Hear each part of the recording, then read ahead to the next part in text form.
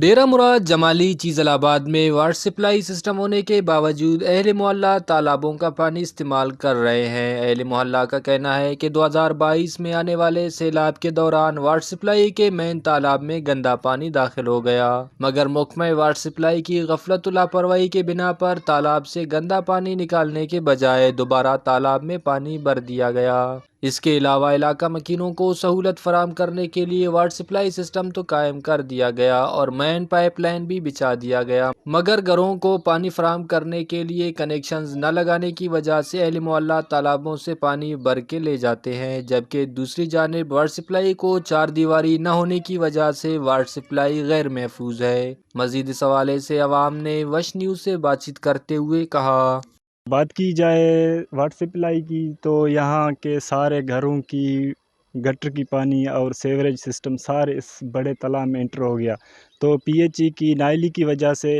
بڑے تالاب کو جو ہے نا صاف کرنے کے بجائے اس میں پھر دوبارہ نیو پانی انٹر کیا گیا۔ یہاں کے ڈیرہ مراد جمالی کے اکثر جو ہے نا لوگ ہیپاٹائٹس بی اور سی کے اس موذی مرض میں ہم مبتلا ہیں، تو ہم مطالبہ کرتے ہیں پی ایچ ای سے کہ برائے مہربانی اس تالاب کی جو ہے نا صفائی کی جائے۔ مین لائن بچھائے گئے ہیں، ابھی تک ہمارے گھر میں جو ہے نا چھوٹے لائن نہیں لگا کے دیے ہیں۔ اور دوسرا بات یہ ہے کہ اس واٹر سپلائی کی چار دیوالی بھی ابھی تک مکمل نہیں ہے،